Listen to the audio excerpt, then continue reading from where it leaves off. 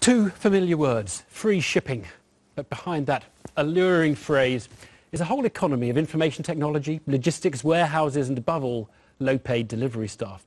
It's a world of cutthroat competition and excess supply. And it's an industry that isn't working because we're not paying enough for what it delivers. The collapse at Christmas of the delivery company CityLink has brought the problems into the open. David Grossman reports. Is this how your Christmas was delivered? And for many of us, it's not just the festive season. Now in Britain, 1 in 3 retail goods are bought online. In that delightful moment when we finally get hold of our parcel, how many of us stop and consider the industry that got it to our doorstep, the drivers, the companies? Actually, despite record volumes of parcels moving around the UK, that industry isn't in the greatest shape. Just after Christmas, one of the big parcel players, CityLink, went bust, and analysts predict more bankruptcy and consolidation in the industry. With so much competition, companies are constantly undercutting each other in the hope that with volume will eventually come profitability. The overriding issue here is that the consumers had it far too good for far too long. The free shipping options which are being offered by retailers on the internet are unrealistic and is made for an unsustainable market. They're maybe free to the consumer, to the customer, but they're ultimately being paid for by the express parcels companies. The parcel delivery business in Britain is worth roughly £7 billion a year. Since 2005, the volume of parcels we're sending has risen 40%, and it's predicted to rise another 40% over the next decade. However, 12% of deliveries fail first time round. That costs the industry an estimated £1 billion to redeliver. The people getting squeezed are often the drivers, treated by the delivery companies as self-employed contractors, not entitled to holiday pay, sick pay, or even the minimum wage. They have to provide their own transport and pay their own fuel, all sometimes for just 50p a parcel. I'm not trying to exaggerate it, but it's a bit like modern day slavery or serfdom, isn't it? I mean, people are just working in order to exist.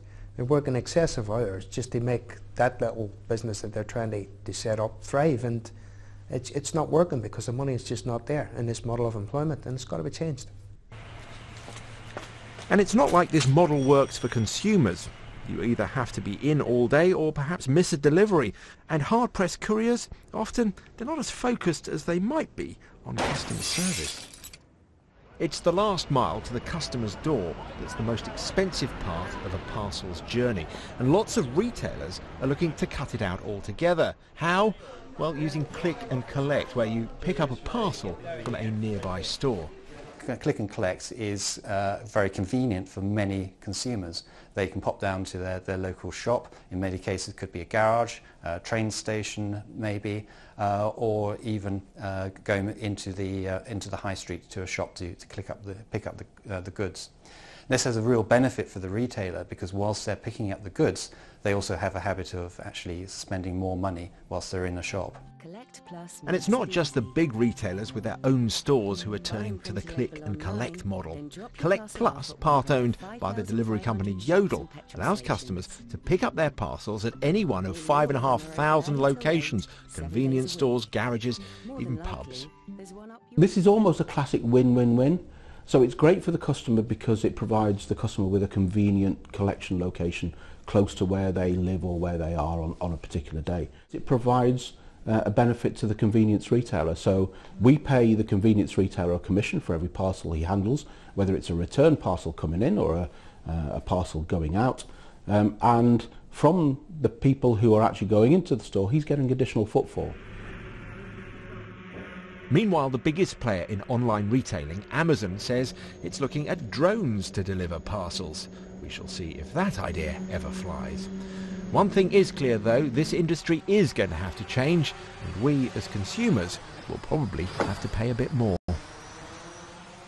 David Grossman. Well, I'm joined by Steve Davis of the free market think tank, the Institute of Economic Affairs, and economist and social justice campaigner Anne Pettifer. Anne, should consumers celebrate the fact that they often get free shipping when they buy things online?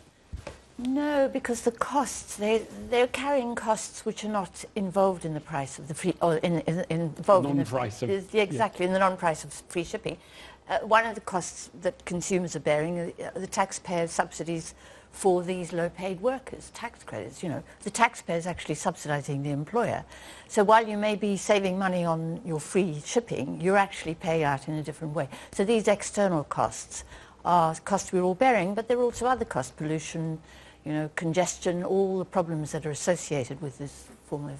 But you're not saying we should all just go back to going to shops. You're not against online shopping. No, not at all against that. But I think there's a really bigger problem, which is that we are being encouraged to consume, and it's that the drive for consumption is very, very powerful.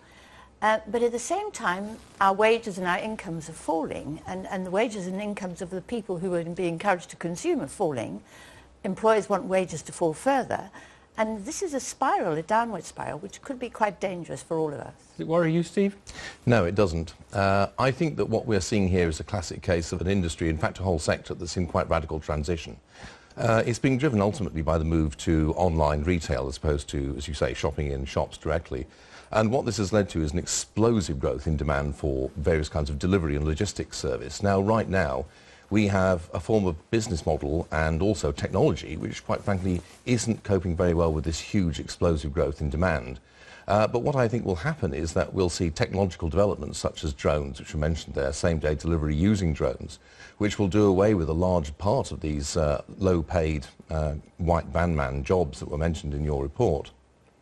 And also, as more and more companies are attracted into this sector, what that will tend to do is to bid up labour in that sector.